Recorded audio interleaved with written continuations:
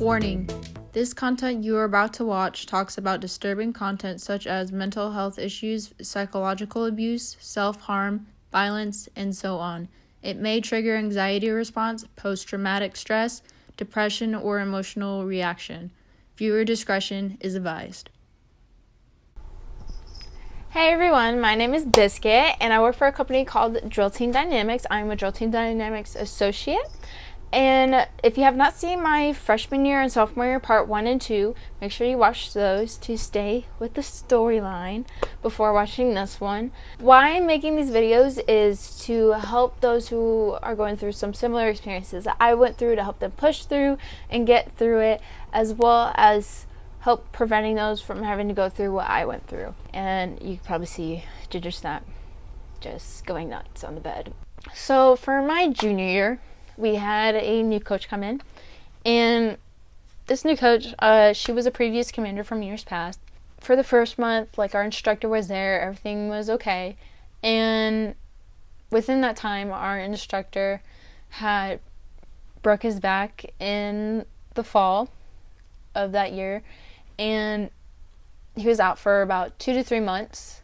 Our coach had a little bit of a hard time kind of being there for the team, as well as making sure things got done and whatever.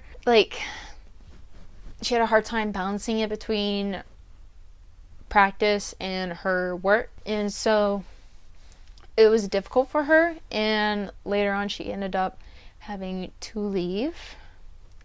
And so I was left pretty much doing everything myself, because when she first came in, I was looking up to her to help me figure out what needed to get done and everything. And she didn't quite have that guidance either, because our instructor was out. But with that, I was left doing everything myself, and I saw it as, because all I knew was from our coach my freshman year.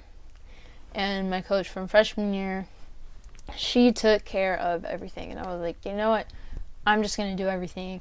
It's fine. And so I had to come up with plans for the day and making sure that everything was going smoothly, and having everyone's uniform items in for when we had competition, making sure shoes were shined and everything. I had a point where I took everyone's shoes and shined them myself, and I don't recommend doing that, because 1, you're going to lose sleep. 2, you're not going to have enough time to study your inspection questions. 3, how in the world are you going to do your schoolwork? School is important. We have this little triangle: school, family, drill. Those are the things you have there. And in this triangle, there used to be a square, and at the end of that corner of the square was a little faded line of the word me time. We didn't have me time. Okay? If you were really dedicated to the team and you wanted to be the best of the best, you did not have me time. If anything, you had to make sure that you were getting your schoolwork done and keeping up your grades, because that was first priority there. Because a lot of the students, so as a teenager, if you come home with a bad grade, for most teenagers, your parents are like, what in the heck is this? Oh, is it because of drill? Well, you know what? If you don't get these grades up, you're not going to drill practice, right? And so making sure that you have your grades and your schoolwork as your number 1 priority, good to go, then do it. School comes first. And then after school, it's a balance between family and drill. Family is like family time.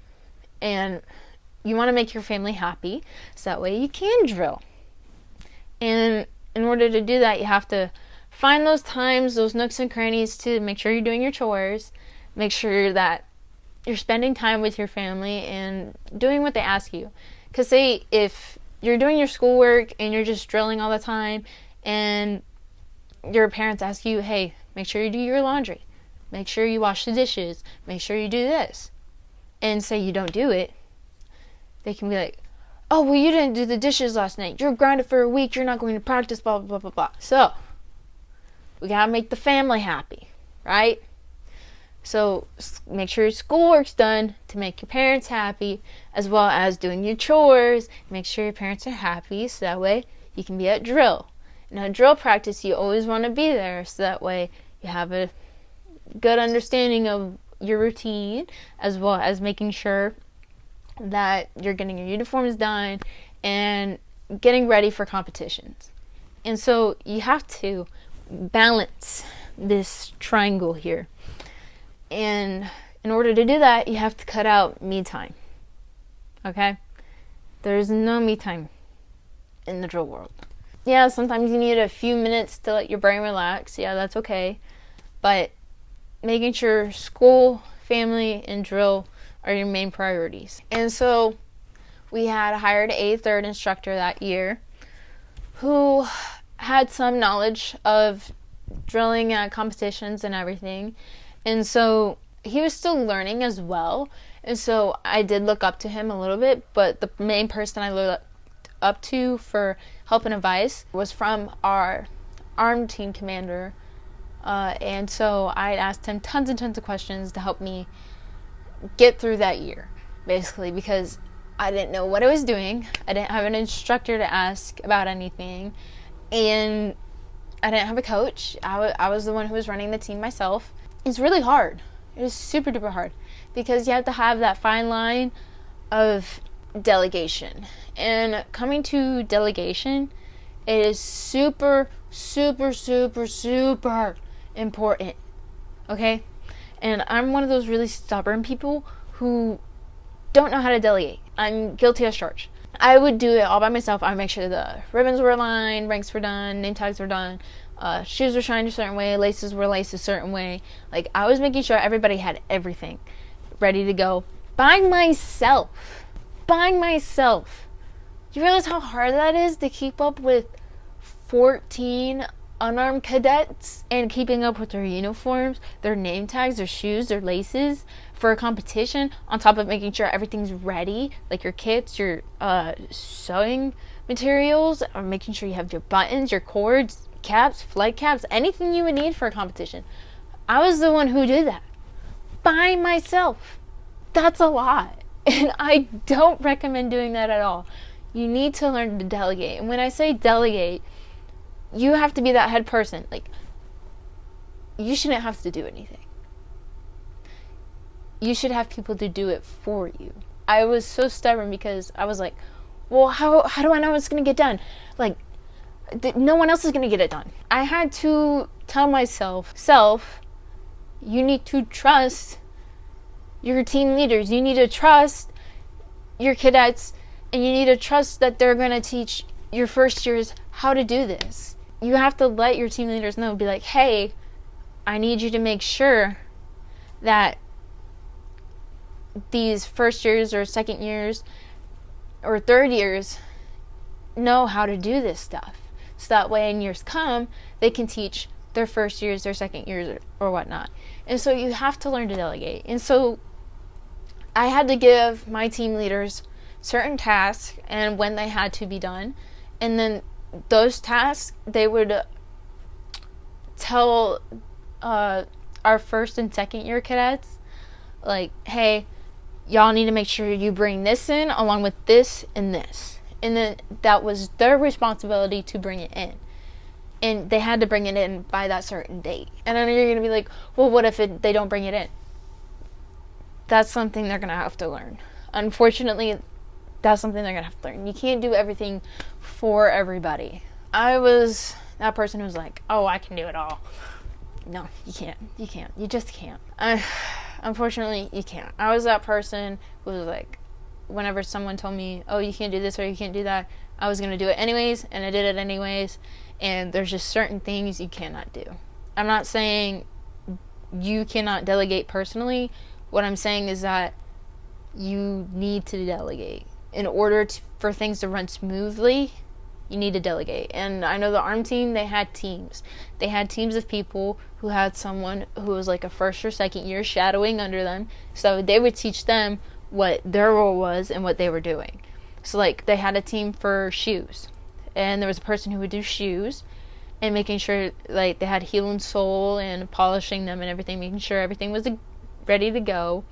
And so when they had that, they had like a third or fourth year cadet who was already in charge of it, who already knew what they were doing, and having a first or second year cadet shadowing under them, so that way when they graduated and they leave, that particular person already knew how to do it and what to do, no questions asked. And so that way whenever they became the senior, they could teach first year or second year on the team how to do it.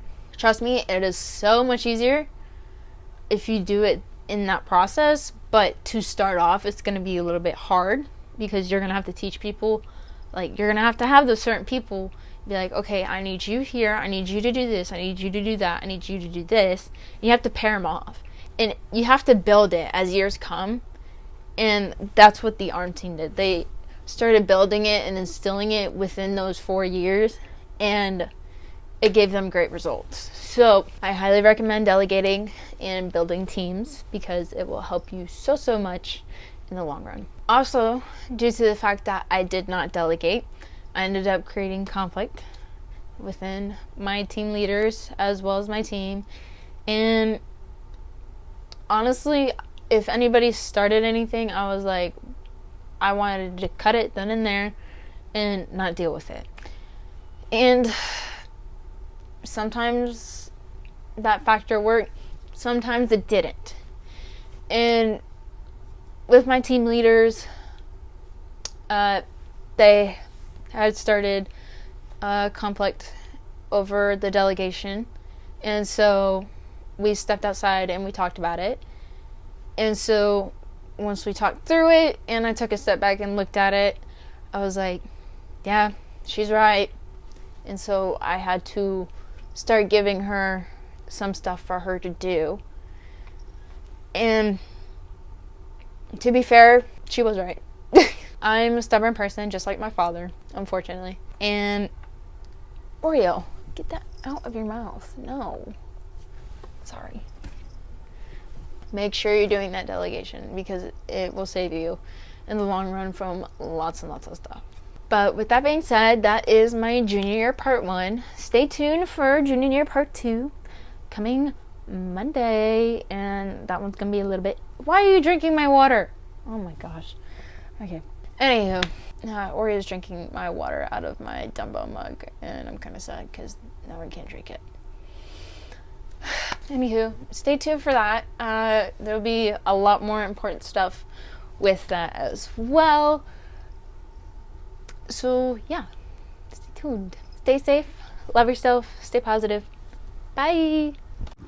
For more information on how to get help, you can visit Crisis Text Line, and you can text the number 741741, or visit their website, www.crisistextline.org.